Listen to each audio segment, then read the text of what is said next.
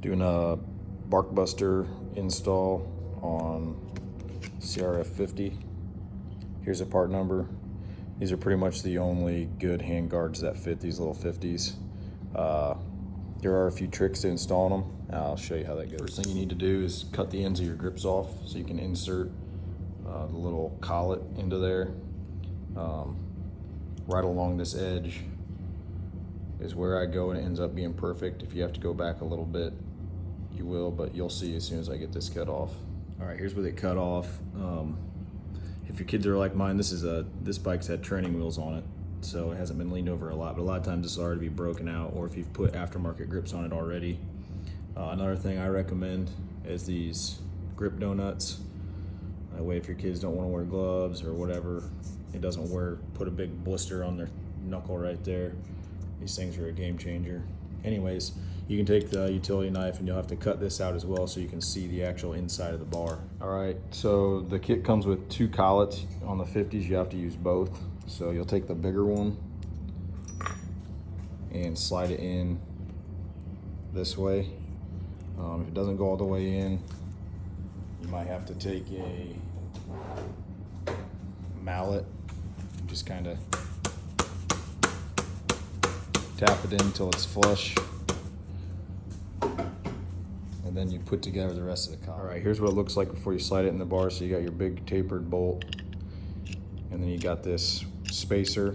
So there's a little relief in the spacer that goes towards the collet, tapered into the collet, goes towards the nut, and then you'll see how the nut slides into those slots. Then you'll slide this into the bar and snug it up. All right, once you got it lined up and just snugged up where you want it, you're gonna wanna check that your throttle is still moving free on your throttle side. You may need to come in here and trim a little more off just to make sure your throttle moves freely, because this spacer will catch if you don't trim enough off. So we're moving good there. On to the next step, which is to look at the location where you're gonna have to mount the next clamps on the bar, and I'll show you that in a second. All right, so off of the bike, you have your clamps, and then you have your bushings, split bushings. It has to go in here for the smaller bar. I like to press those in ahead of time just to push them down on whatever your working surface is. Your longer bolt is gonna go in the rear. The shorter one goes through the front where this little stub is. Here's what it looks like on the bike. I loosely fit it. It's gonna be hard for me to show you with one hand, but what you wanna do is you wanna leave it loose so you can push and bend the actual handguard up to this and start your bolt, get your bolt in there, and then you can tighten everything up. Otherwise, it's hard to get the right angle and you risk stripping out the threads inside of here. All right, once you've got this flathead snugged up against this spacer, you can snug up your 2 bar clamp bolts.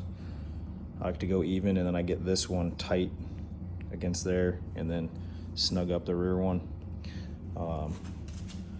Make sure your angle is still how you like it, and then finish, final little tight down on this, and you're done. Pretty simple, pretty slick. Like I said, you want to make sure you use the shorter bolt they give you in the front and a longer one in the rear. So you can see the gap that we have right there is a little bit more than this. And our short bolt is just barely into the nylon. And it's the same on both sides, and it's snug against this spacer. So once you get, snug this one up a little bit, then get this one as tight as you can get it, because that's what's holding the whole handguard in place. Then finish snugging up the mount with the rear one. And they're on there.